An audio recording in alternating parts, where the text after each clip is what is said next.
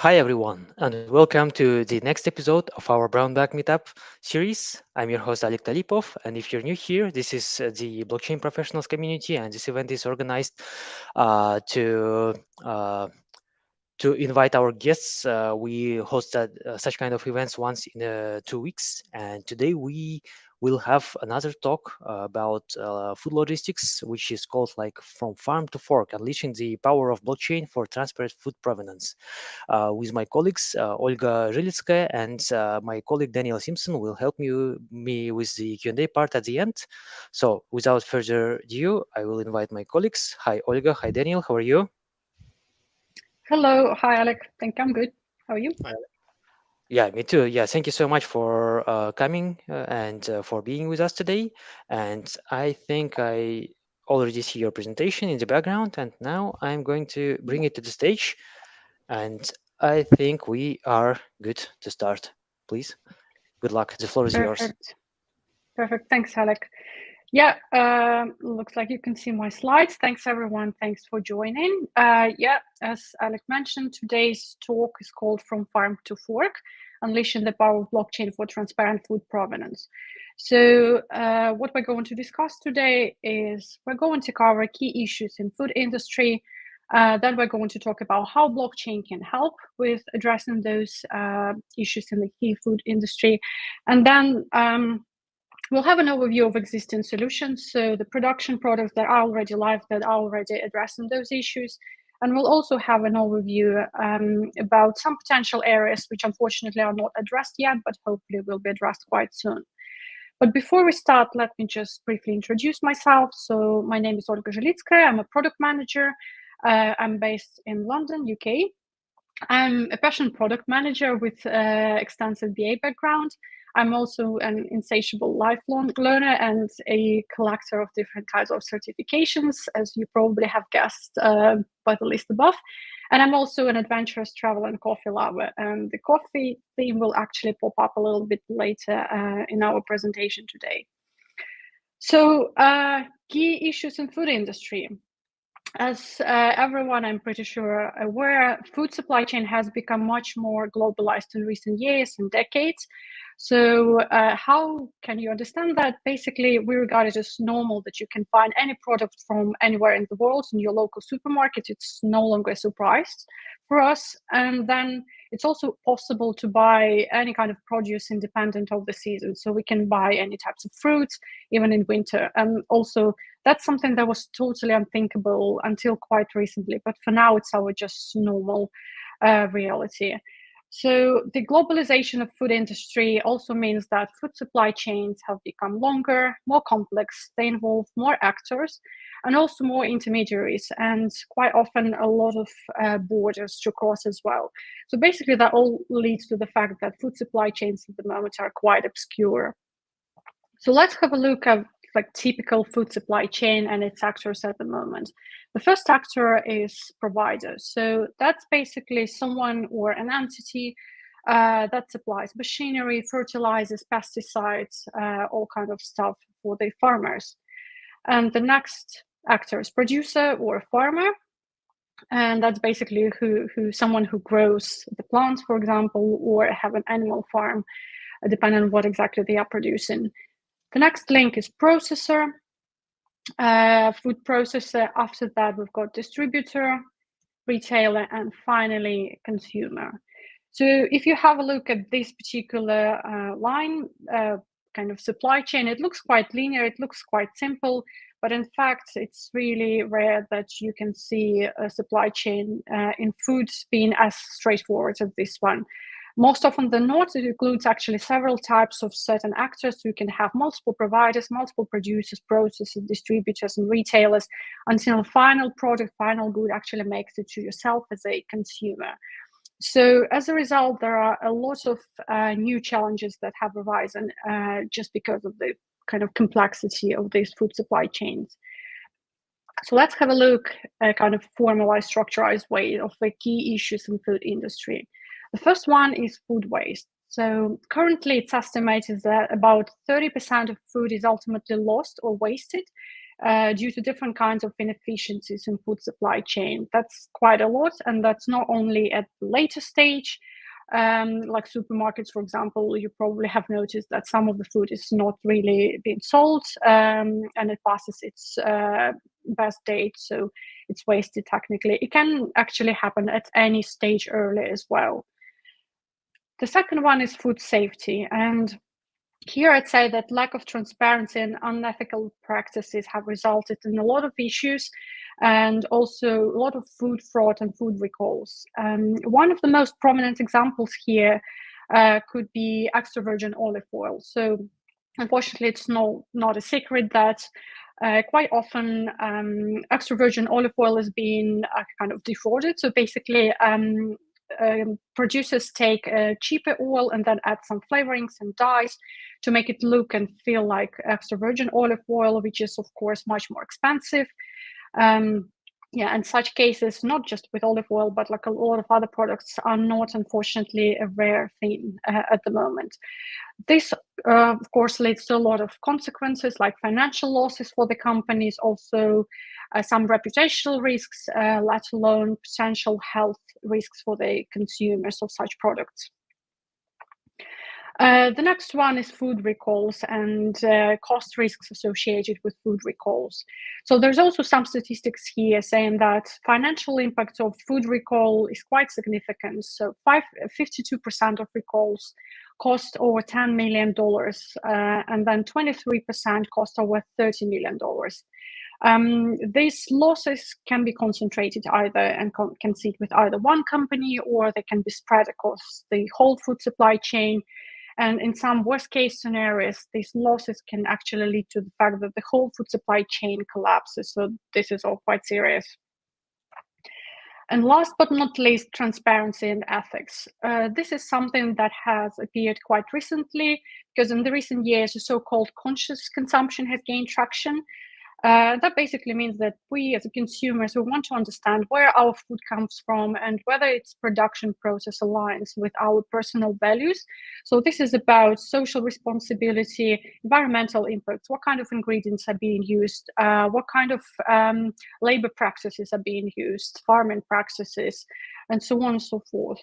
So these four issues, kind of four groups of issues, they might sound a little bit abstract. So let me just give you an example from kind of my personal experience. Let me introduce you to Kalua problem. So I'm vegan, and being vegan, of course, means that I avoid products with ingredients of animal origin or tested on animals. But sometimes it's not really that easy to tell if a product is vegan or not, surprisingly enough. So how do you do that? So first of all, of course, you take a look at the product's labeling and the list of ingredients. But unfortunately, it does not necessarily tell you everything that you want to know, because some of the ingredients can be of both animal and vegetable origin. So when the results of ingredients scanning are inconclusive, then you go to the company's website or product's website, and then you have a look, and most often than not, they exactly say exactly the same thing as on the labeling. So sometimes it doesn't really help you to understand whether the product is vegan or not. If it doesn't help, then you Google a lot. And then if Googling doesn't help and the results are still inconclusive, then you contact the company directly and ask them the question. And luckily enough, for us as consumers, most often the no company actually do answer. So in my case, and that's why the slide is called Kalua problem, the suspect product was Kalua, which is a liquor used in a lot of cocktails, as you might know. So for a long time, Kalua was considered a vegan product. But in 2020, Kalua actually updated their website to say that Kalua is no longer considered a vegan product, and it's not acceptable for a vegan diet. Once I saw that, I started to investigate, because that's really quite interesting. They do not have any animal-derived ingredients in the list of ingredients on the product itself. So I was thinking, like, what exactly is the problem? And that's what I found. So basically, although the list of ingredients doesn't tell anything about a product being non-vegan friendly, it turns out that some of the suppliers of the Kalua as a company uses cane sugar that is filtered with animal bone char. Hence, the process of production is not vegan, and that's why the whole product is not considered vegan. So what exactly this example demonstrates is even for such big companies with quite good established, well-established food supply chain, it's not necessarily obvious and transparent where the ingredients come from and what kind of practices are being used. So the whole thing is quite obscure. You never know what exactly you're drinking or eating. It sounds a little bit grim, but here's where blockchain actually comes for help. So as you probably already know, blockchain is a digitized ledger. In our use case, this is a digitized ledger, but for food. Basically, what it means, it's a long roadmap of how your food made it from a farm to a plate, verified and validated at every step. Then I would like to kind of outline the benefits and the challenges of blockchain as a technology for food supply chain. And I decided to present it in kind of format of SWOT analysis. So it's easier, kind of, if you are a company, if you are a business owner, it should be easier for you to understand whether you should adopt this technology or not. So let's start with strengths. And strengths in terms of blockchain actually are the attributes, inherent attributes of blockchain as a technology. And probably all of these items are familiar to you if you are acquainted with blockchain. So the first one is transparency. So all supply chain data are transparent to the members of supply chain, and they all have access to the distributed database. So no one is actually owning the database, no one is controlling what's exactly displayed or not. So in ideal world, blockchain is available for everyone. Of course, there are some permissions that can be set up, but if this solution is applied for the supply chain, then ideally all the actors on this food supply chain should have access. The next one is traceability. So data blocks, of course, on the blockchain include timestamps, and all of them are linked with hashes, cryptographic hashes. So blockchain enables rapid tracing through multiple steps within supply chain, backwards and forwards. So basically from the origin of the food, from the farmers, and even before that, to the end user, to the customer. So throughout the whole process. The next one is authenticity. Data on blockchain is tamper-proof and immutable, which basically means that no record can be overwritten. Otherwise, the whole blockchain will be compromised. And that's, of course, very much visible. And that also goes in pair with the data security item aspect, which is blockchain prevents any malevolent actor to manipulate data which is being stored on chain due to its properties of being a distributed database, and then also protected by strong cryptography, and the fact that all records are updated through a consensus mechanism among participants. And then last but not least, automated transactions.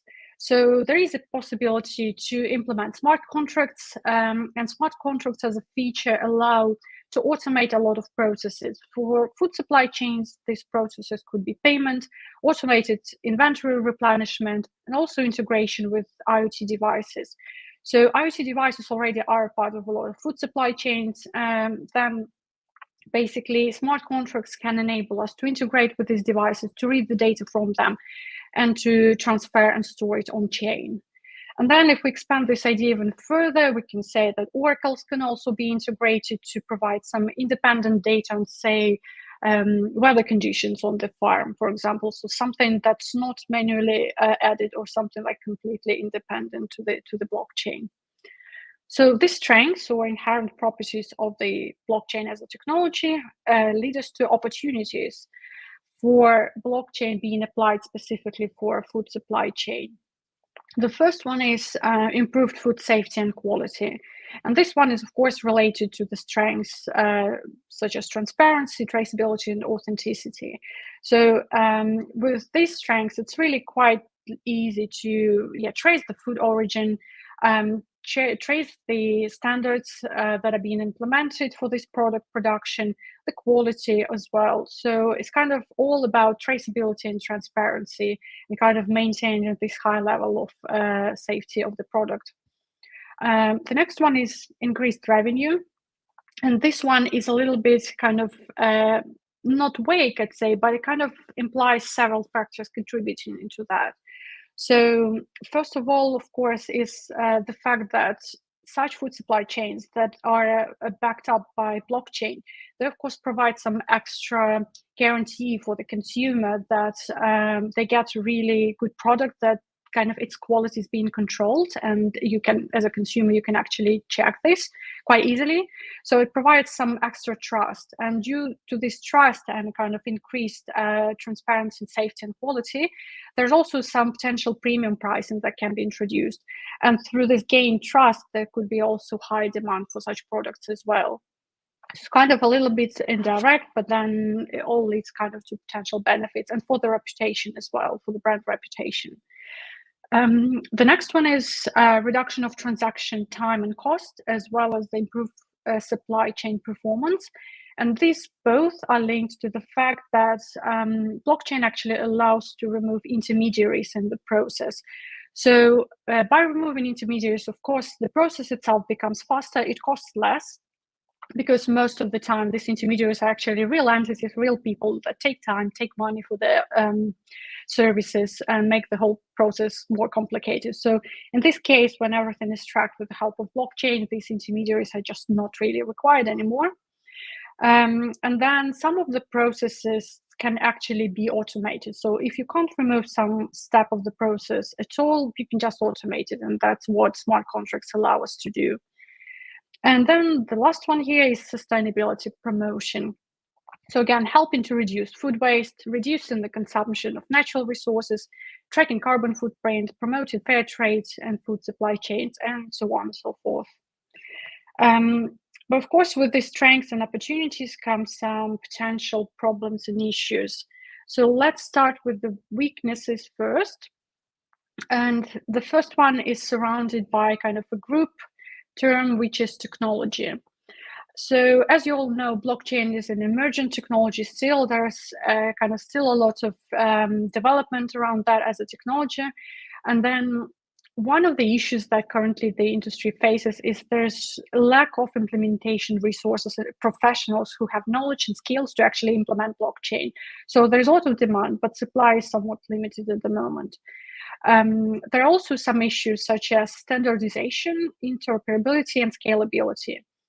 So for standardization, in our particular example, let's say that it's really important to make sure that all the data is unified and the format is standardized across all links of the blockchain, so that you can clearly track this data throughout all the links.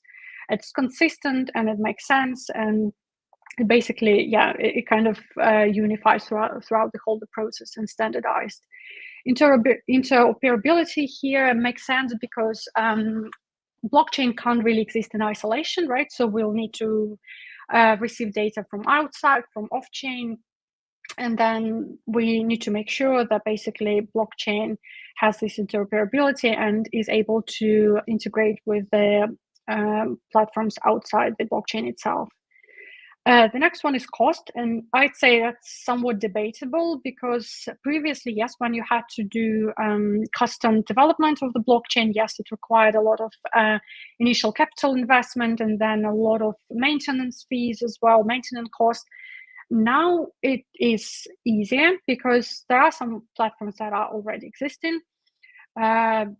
Just blockchain development in general, or specifically for supply chains, or even more specifically for food supply chains.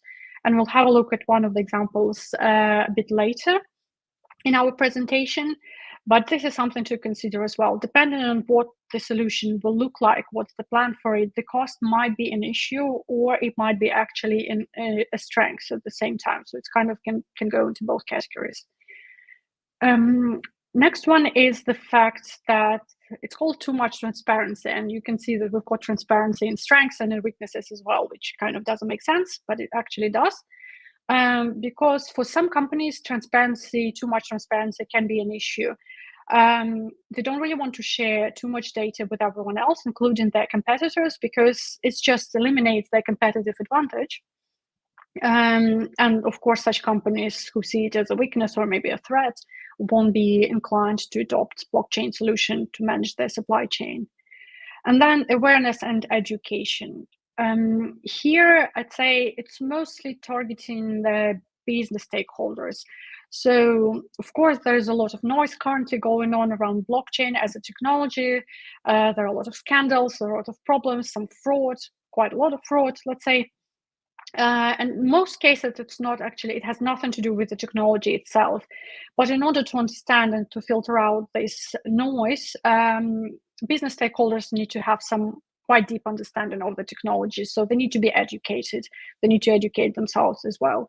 So that's something that could be a weakness in the adoption of the blockchain solution as well, because business stakeholders are those who are actually making the decisions to adopt something new, and they are paying for that. So that could be a blocker at some point.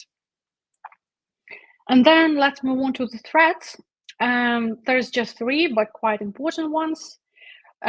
First one is governance, and that's mainly about the data ownership.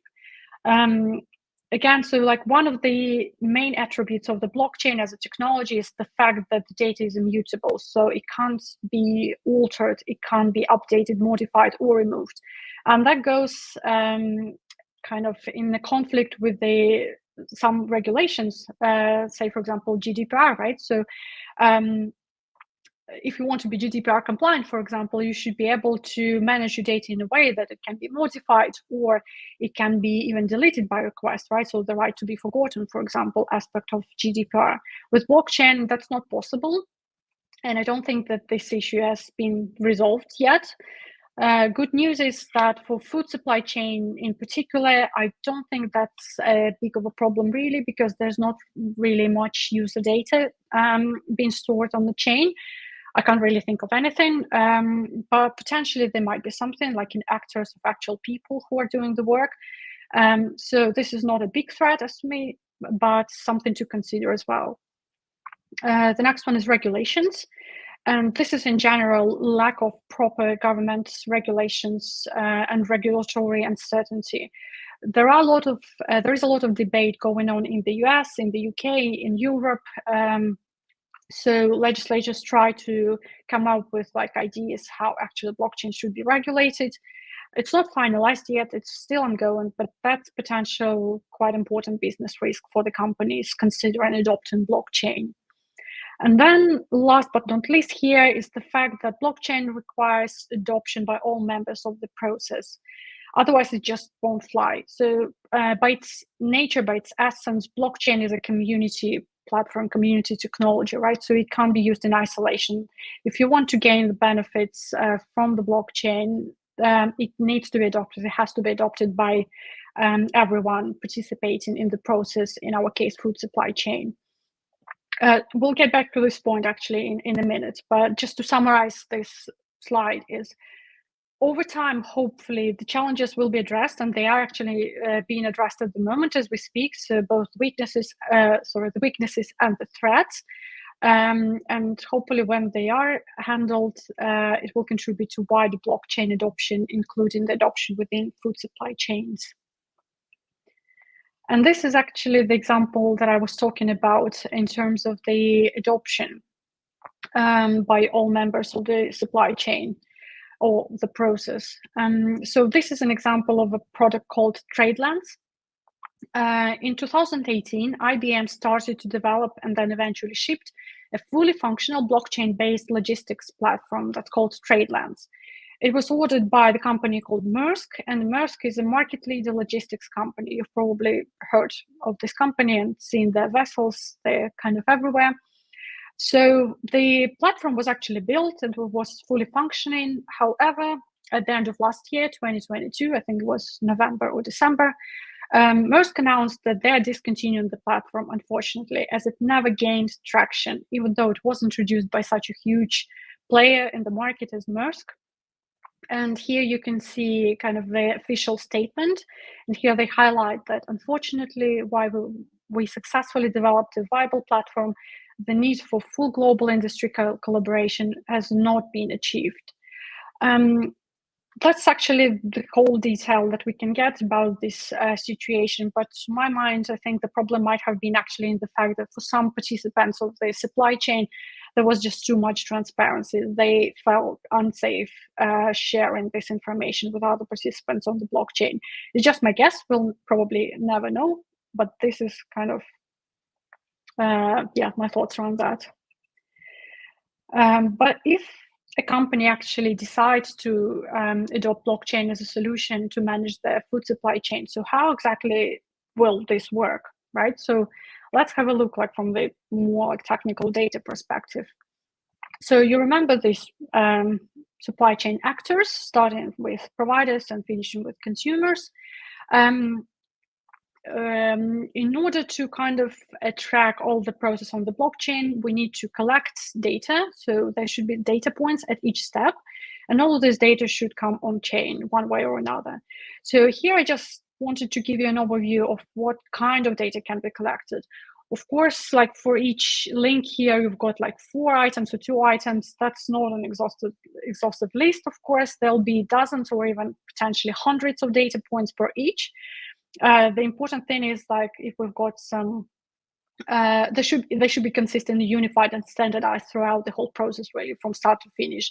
It shouldn't be the case that different kinds of data or different type of data, format of data is being collected. Otherwise, we won't be able to make sense of this data in the end. So let's say have a look, like for example, what kind of data this could be. Let's take like producers, right? So link number 2.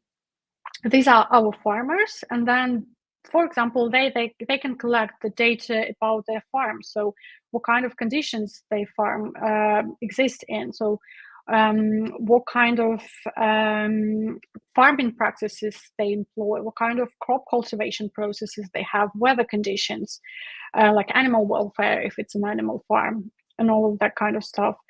As we move forward throughout the supply chain, throughout the links, we go finally to the consumers, and then in the end, consumers should be able just to scan the QR code associated with the product item. Ideally, it will be just a sticker on the packaging, for example. They just scan this QR code and they will be able to see all this information presented in a user-friendly way. They should be able to make sense of that, hopefully. The important thing to mention here is that these data points can be entered either manually or they could be 100% automatically entered with the help of IoT devices. That, to be honest, they are already integrated in most of the processes anyway. So it's not like we're building something completely from scratch, but we're just kind of making the existing food supply chain process more efficient, faster and easier to track, and of course, more transparent. So like I said, there are a lot of existing solutions that do exactly this. And let's move on to an overview of these solutions. So while preparing for this talk, I actually found a very interesting research done by the company Francis and Taylor. And this is a screenshot from their research. I decided to leave it as is because it actually gives a quite nice overview and a couple of insights. The thing is that this research was published in 2021, just 2 years ago, but there's already been a couple of changes from this state of things. So what they try to do with this diagram is to map the links of the food supply chain to the products and platforms working at different stages, and they group these platforms into 4 categories. So food production and distribution, which kind of covers the whole process from start, from farm to fork, grocery delivery, food delivery, and recycling and food leftover sharing. And then here they have products and platforms, both blockchain and based and non-blockchain based. So an interesting fact here is that most of the blockchain products actually focus on the first category. So they kind of fall into the food production and distribution category, which means they kind of try to solve the problem starting big, right? So it's not just one thing they want to optimize. They want to optimize the whole product, so quite ambitious. And then when we look, for example, on something like food leftover sharing, The three products mentioned here, they have nothing to do with blockchain. The weakest one is Olio. I don't really know where it's popular, but I know it's quite big in the UK, for example. Yeah, there's nothing to do with blockchain, but that's a food waste management solution. There have been a couple of changes since this was published in 2021. A couple of the solutions here already ceased to exist, but then a couple of new players appeared and entered the market, and several of those are actually thriving. So I have picked three most interesting to my mind products, blockchain-based platforms. And the way I selected them is they kind of address the problems that they want to solve in slightly different ways or slightly different angle, let's say. That's why that was kind of the way I decided to go about that. So the first one is IBM Food Trust. That's probably the most famous product or platform available at the moment. So that's a modular solution built on Hyperledger Fabric blockchain platform and benefiting all network participants with a safer, smarter, and more sustainable food ecosystem. So their vision is that increased supply chain efficiency, basically, they focus on increased supply chain efficiency. And they've got several clients actually who already either trialing or already fully integrated their solution. And one of the most notable clients is Walmart. So Walmart started a trial. It's quite unclear at this point how far they are down this road. So basically, have they already implemented the solution for all their supply chains or just some subset? But they're definitely kind of investigating that and trialing it out. So now let me just reshare my screen, and I will show you an overview of this food trust solution. I think it's better to do really with the help of the IBM themselves because they will tell it much better. So let me just... Yes, please share the screen once again, and I hope everyone can see it right now. Yeah, we see the video. Yeah, and let me know if you can hear the audio as well. Welcome to IBM It Food works. Trust, a collaborative network of food supply professionals powered by the IBM blockchain platform. In this video, you'll learn how IBM Food Trust brings together the food industry and data experts to build and connect your organization to the blockchain network. You'll start by assembling your team. When building your onboarding team, you should include food supply chain experts who can identify your organization's key data points and data integration experts to upload the data. First, you'll want each member to sign up for an IBM ID. After your team is assembled and able to log into the solution with their IBM ID, you'll work with them to enter the data that uniquely identifies your organization onto the IBM Food Trust network. Once the data is identified on the network, the team will build product scenarios to map processes specific to your products, facilities, and transactions that allow them to be traced. Finally, you will set the data access policy that works best for your organization and ecosystem. To start experiencing the value of IBM Food Trust, you'll need to register your organization's headquarters in addition to all of your products, including ingredients, raw materials, and semi-finished goods. All facility locations, such as farms, warehouses, and packaging plants, require a unique IBM Food Trust facility ID so that your products pass through as they travel along your supply chain. Once all of your facilities and products have been identified, your team can start using the Product Scenarios tool to create a scenario for a finished product. After the basic scenario is uploaded and integrated, the team can incorporate additional products, facilities, and events to create a complete end-to-end scenario. This scenario, including every key traceable data point for the finished product, is then uploaded to IBM Food Trust. The solution provides convenient methods for manually recording and uploading your data in bulk, and for configuring your systems to automatically send and receive data from the network. And because you own and control all of your data on IBM Food Trust, your team can set the data access policy that adds the most value to your ecosystem. Now that you have an idea of what's ahead of you, it's time to get started. See the complete documentation for all the details you need to build your team and complete the onboarding process. You're just a few steps away from joining a growing network of food innovators and influencers who are working to revolutionize the food supply chain. Welcome to IBM Food Trust. Okay, that went well. And now I'll go back to my slides.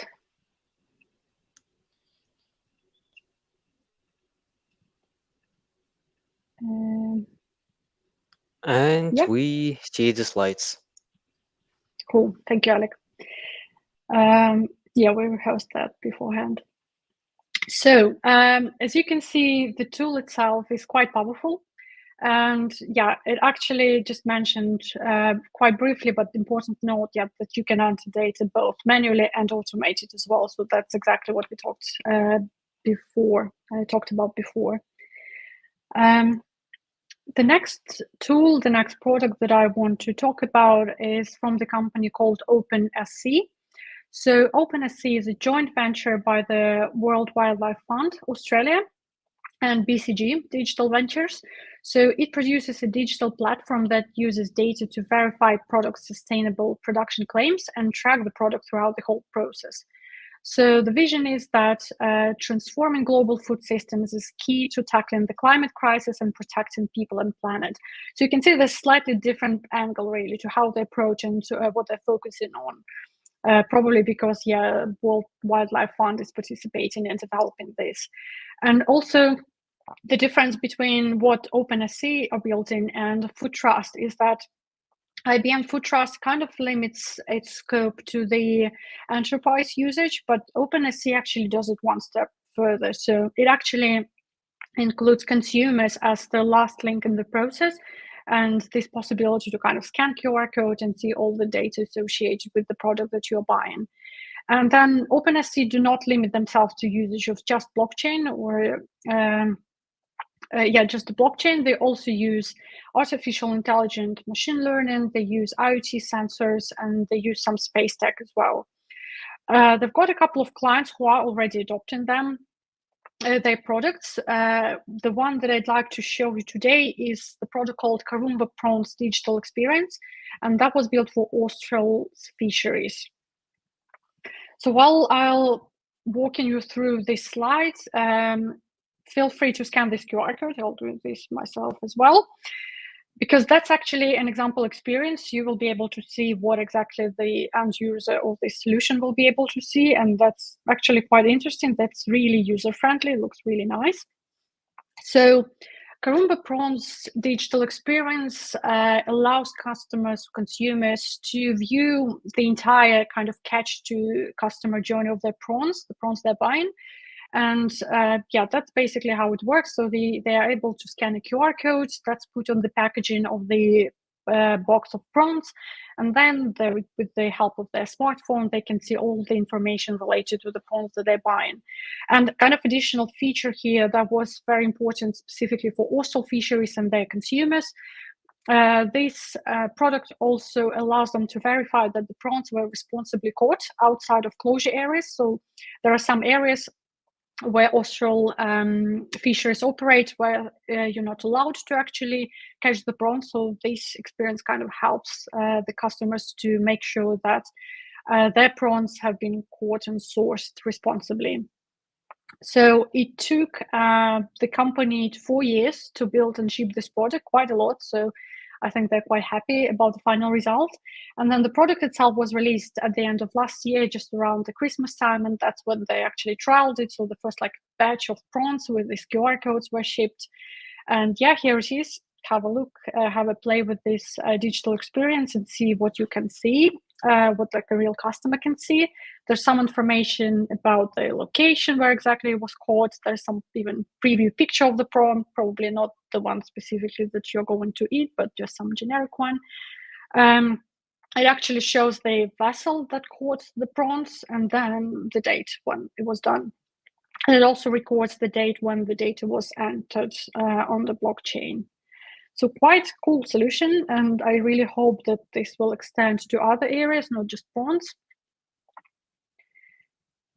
And let's move on to the third example, and this is FairChain. So FairChain is also a company, kind of umbrella company that building a platform, a solution. They're working with businesses.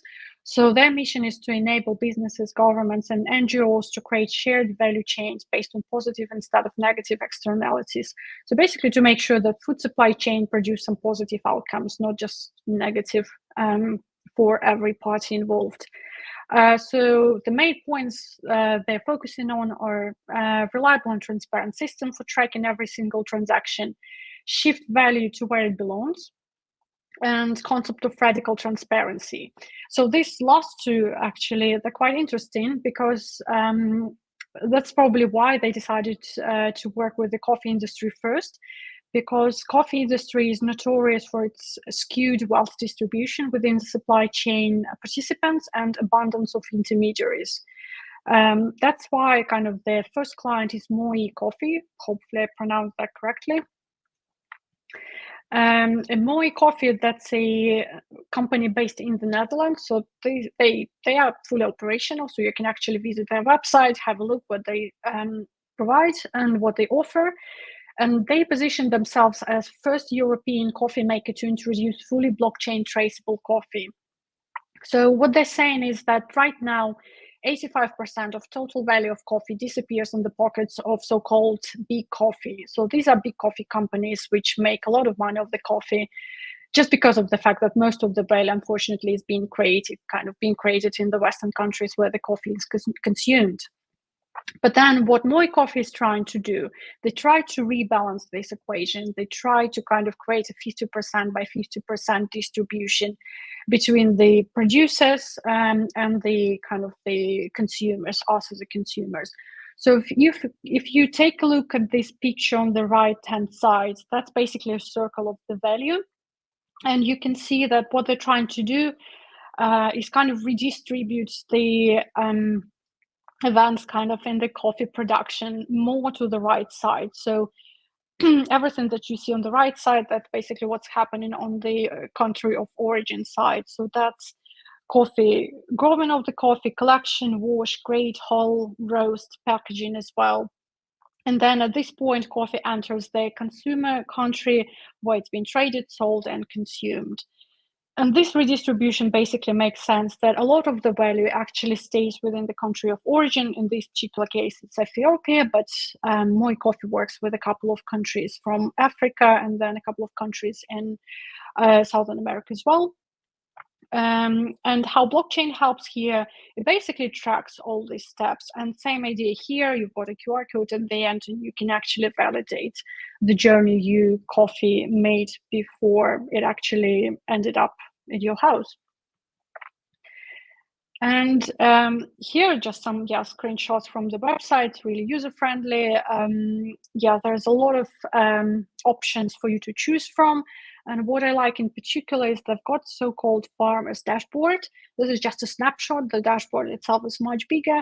And you can see that these are real people, real suppliers of the coffee from different countries. And what they mean by like radical transparency here is that you can see all the information, like who these people are, how long have they been working with FairChain. So these particular 4 people since 2017.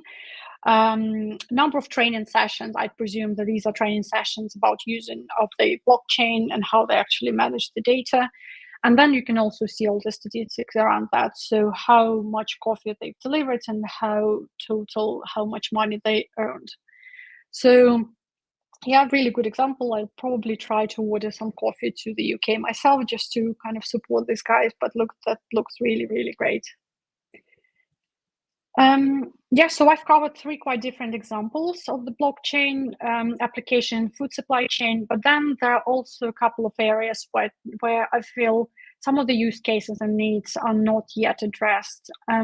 Probably because I was not diligent in my Googling, or probably because the products are not yet production ready or have been developed at all.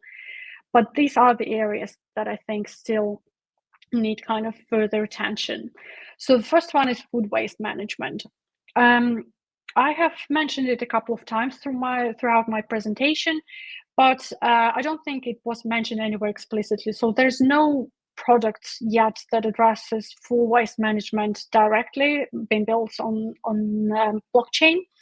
And yeah, as I said, like the biggest player in this area at the moment, like in the UK particularly, for example, that's Olga, have nothing to do with blockchain, and potentially this is an area to investigate if there's something that blockchain can help with.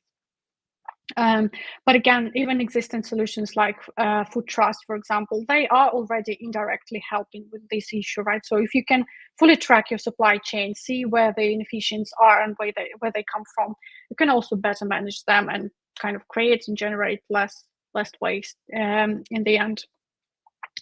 The second need or area is certifications and claims.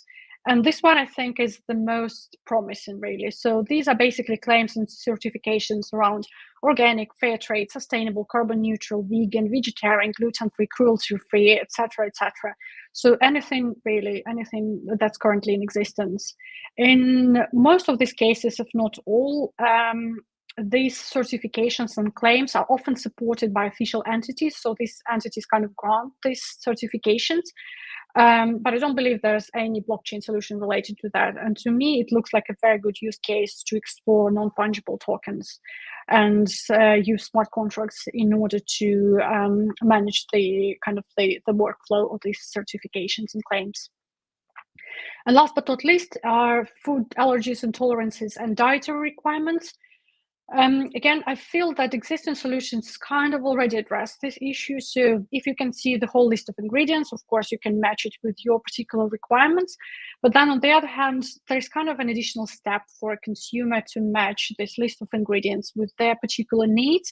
And this is just natural for some solution to appear to do this for them, right? So we are, as consumers, we're quite lazy. So if there is a solution that can kind of, you just scan a QR code and you see on your app that it says like, yes, that's vegan, that would be just perfect. And that would actually address my Kalua problem that I mentioned at the very beginning of my talk. So yeah, this is it. Just to summarize, so today we've covered main issues of food supply chains, which are food waste, food safety, food recalls, and transparency and ethics. We also looked into how blockchain can help address those using its inherent attributes, and also some challenges that the company might face adopting blockchain as a solution. Most of the challenges are not industry specific, but rather attributes of a still developing, disrupting technology. And we also looked at a couple of examples, quite promising examples of production products, which are already addressing these issues, and some areas and needs which are not yet addressed. Hopefully that was useful, and I'm now ready for your questions. Yeah, thank you so much, Olga, for your great presentation. And we received a couple of questions from the live chat, and I hope Daniel will help me with choosing the best ones.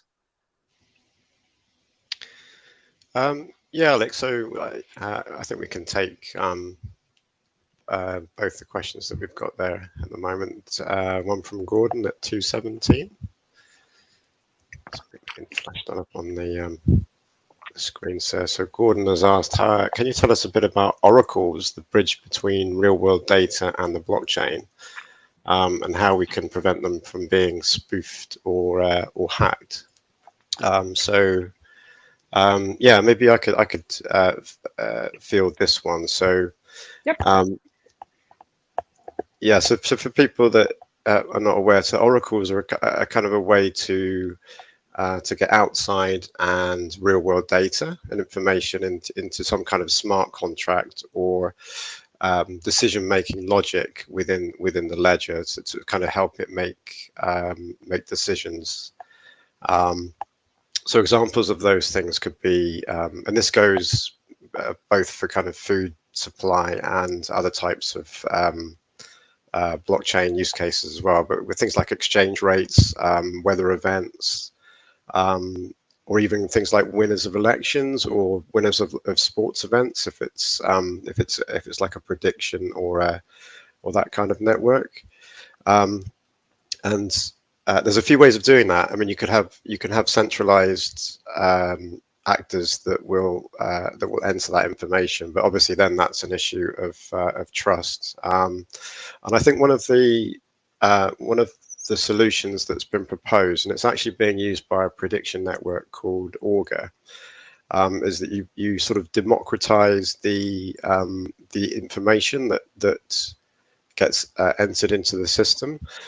So to give an example, let's say you need to have an input of, say, what the temperature is right now, and I guess that could be relevant to supply chains, for example. If there's a problem where there's a big delay in shipping something, maybe it's to do with some weather conditions.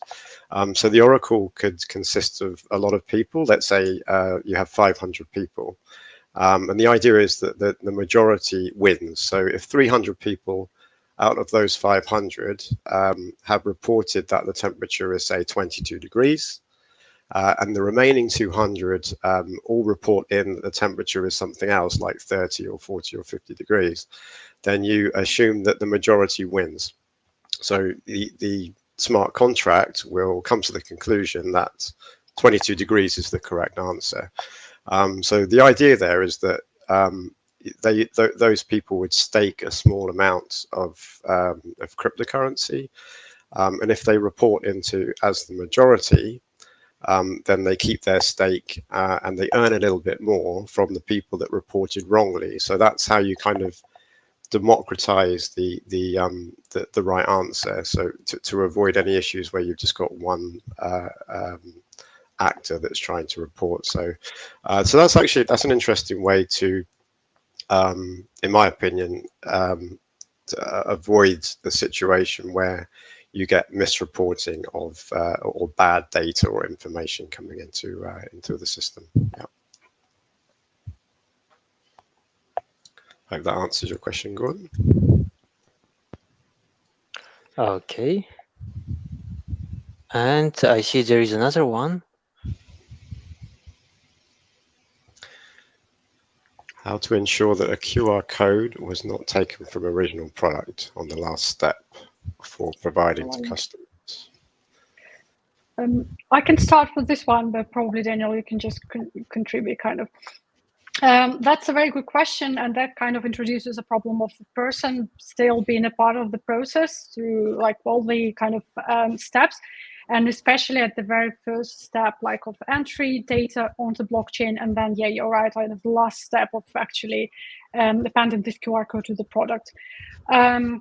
The thing is that everything that is already on the blockchain, yes, itself is secure. Everything that's outside, that should be regulated to the best extent possible by the processes to make sure that it doesn't happen. So of course it introduces additional issues and things that, yes, someone can actually mess up with the QR codes and kind of, I don't know, like replace them and do something like that. But that's something that unfortunately blockchain probably can't control, right? So we just need to make sure that this is just controlled by the proper processes being in place at this very last step of the process. Daniel, do you have anything to add to that? No, I think yeah, like you mentioned, it's there are a lot of things that the decentralized ledger and system can't control, and actually most of the processes that go on in any supply chain is actually probably going to be controlled by systems and processes outside of the chain. But I read recently about nanotechnology and nano barcoding. So I think this is the idea that you can almost kind of embed some kind of ID within your product or packaging, which is virtually impossible to tamper with. And it sounds like we're not far off from that technology, but yeah, I mean, if you've just got your traditional QR code which is stuck on a package, then yeah, it's that's quite a hard one to hard thing to avoid, I would say. Yeah. Okay, and Gordon says it does. Nice idea. Thanks. It's to the previous question. Yeah, and that's about oracles. Thank you. Yes, and another question from Konstantin. Are you aware of how the supply chain participants being rewarded, incentivized for their participation in the blockchain solution? Are there any tokens involved? So the information actually about some of the solution is not really widely spread. The example of Walmart, for example, who are adopting IBM Food Trust, that's probably a good one when, and I think it's kind of the best type of the company to start adopting and enforcing in some way the food supply chain, the blockchain into their food supply chain. Is basically sometimes there might not be incentive for all the participants, but it might be actually just a desire of the biggest player to make sure that the supply chain works and is more controllable. Like in case of Walmart, it has a lot of suppliers and it has a lot of parties they work with. So basically, if it is their desire to introduce more transparency by means of blockchain, they can just enforce that, right? So there won't be probably any direct solution, but the direct incentive. But in this case, the incentive will be just maintaining the relationship with Walmart in this case.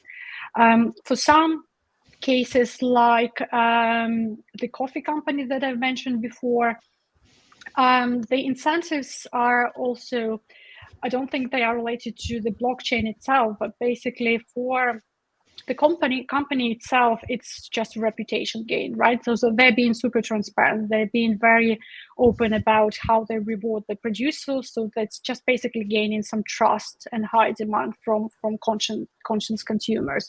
But then on the other hand, for the producers of coffee, this is extra revenue, right? Because they are avoiding a lot of intermediaries.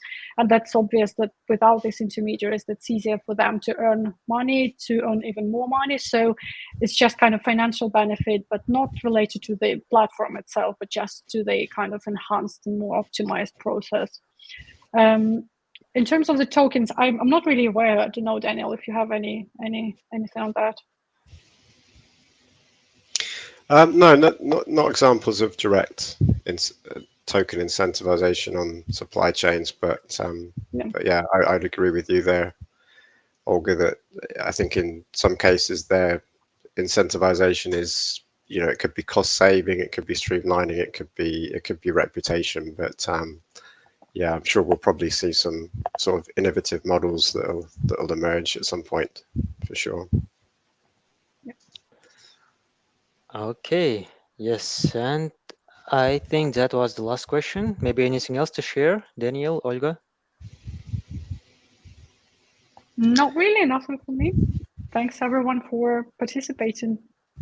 Yeah, okay then. Yeah, thank you so much, guys, for answering all those questions. And if we will get some other questions, maybe after we publish the recording, I will address them to you, Olga, and to you, Daniel. Yep. And yeah, thank you for the great presentation. And our next brown bag session will be back in August. Probably we will come back with the topic of community management of Web3 projects. And I think that will conclude our today's webinar. And I hope you learned and enjoyed today's session. Thank you so much for attending. Thank you so much for coming. Hope to see you soon. Goodbye, guys.